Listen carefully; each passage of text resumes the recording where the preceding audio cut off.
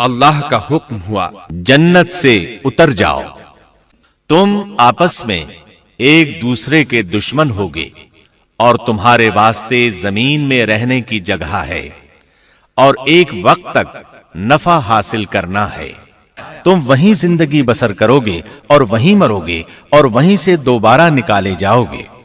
اور اس سے قبل ہم نے آدم سے ایک عہد لیا تھا مگر وہ بھول گئے اور ہم نے ان میں کوئی عزم نہیں پایا۔ اور جب ہم نے فرشتوں سے کہا آدم کو سجدہ کرو تو ابلیس کے سوا سب نے سجدہ کیا، اس نے صاف انکار کر دیا۔ تو ہم نے کہا اے آدم، یہ تیرا اور تیری بیوی کا دشمن ہے، خیال رکھنا ایسا نہ ہو وہ تم دونوں کو جنت سے نکلوا دے اور تو مصیبت میں پڑ جائے۔ یہاں تو تجھے یہ آرام ہے کہ نہ تو بھوکا ہوتا ہے اور نہ ننگا، اور نہ تو یہاں پیاسا ہوتا ہے اور نہ دھوپ سے تکلیف اٹھاتا ہے۔ لیکن شیطان نے اسے وسوسے میں ڈال دیا، کہنے لگا میں آپ کو دائمی زندگی کے درخت اور وہ بادشاہت بتلاؤں جو کبھی پرانی نہ ہو۔ چنانچہ ان دونوں نے اس درخت سے کھایا، پس ان کے ستر کھل گئے اور وہ بہشت کے پتے اپنے اوپر چپکانے لگے۔ آدم نے اپنے رب کی نافرمانی کی، پس بہک گیا۔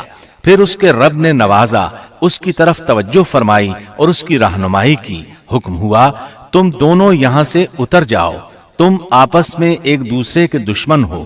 اب تمہارے پاس جب کبھی میری طرف سے ہدایت پہنچے تو جو میری ہدایت کی پیروی کرے نہ تو وہ بہکے گا نہ تکلیف میں پڑے گا، ہاں جو میری یاد سے روگردانی کرے گا اس کی زندگی تنگی میں رہے گی اور بروز قیامت ہم اسے اندھا کر کے اٹھائیں گے۔ آدم علیہ السلام زمین پر اترے اور اپنے رب سے توبہ کے کلمات سیکھ لیے۔ وہ کلمات یہ ہیں: ربنا ظلمنا انفسنا وان لم تغفر لنا وترحمنا لنكونن من الخاسرین۔ اے ہمارے رب، ہم نے اپنا نقصان کیا اور اگر تو نے ہم پر مغفرت و رحمت نہ فرمائی تو ہم خسارہ اٹھانے والوں میں سے ہو جائیں گے۔ آدم علیہ السلام زمین پر اترے اور ان کے ساتھ حوا علیہ السلام بھی اتری اور ان کے ساتھ ہی ابلیس کو بھی اتارا گیا۔ یہ کس جگہ پر اترے اس بارے میں اختلاف پایا جاتا ہے، لیکن ابن عباس رضی اللہ عنہ کی بات راجح محسوس ہوتی ہے کہ آدم علیہ السلام کو ہند میں اور حوا علیہ السلام کو جدے میں اتارا گیا۔ جب آدم علیہ السلام اتر آئے تو حوا علیہ السلام کی تلاش شروع کر دی، زمین میں ان کی تلاش میں سرگرداں ہوئے۔ آخر کار میدان عرفات میں دونوں کی ملاقات ہو گئی۔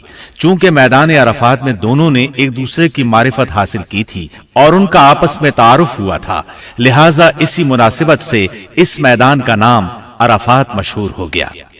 پھر اللہ تعالیٰ نے زمین کے اندر انسانوں کو پھیلانا شروع کیا اور زمین کو مردوں اور عورتوں سے آباد کر دیا۔ امام طبری رحمت اللہ علیہ بیان کرتے ہیں کہ حوا علیہ السلام نے آدم علیہ السلام کے لیے 20 ولادتوں میں 40 بچوں کو جنم دیا۔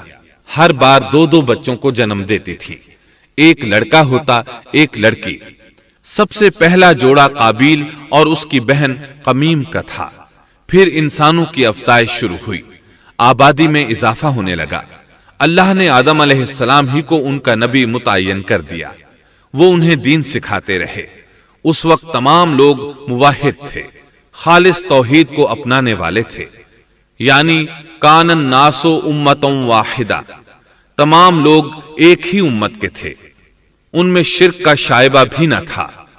ابن جریر اور ابن کثیر رحمہم اللہ نے ابو موسیٰ اشعری رضی اللہ عنہ کی روایت بیان کی ہے، اللہ نے جب آدم علیہ السلام کو جنت سے زمین پر اتارا تو انہیں ہر چیز کی کاریگری اور صنعت کا علم تھا۔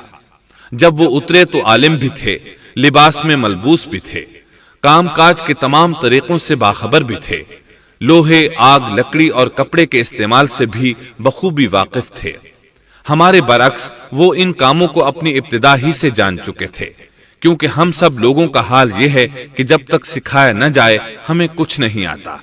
آج کے دور میں بعض افریقی قبائل کے افراد وحشیانہ اور غیر مہذب زندگی گزارتے ہیں۔ علماء کا کہنا ہے کہ یہ لوگ زمین پر رہنے والوں میں سے گمراہ ترین انسان ہیں۔ انہوں نے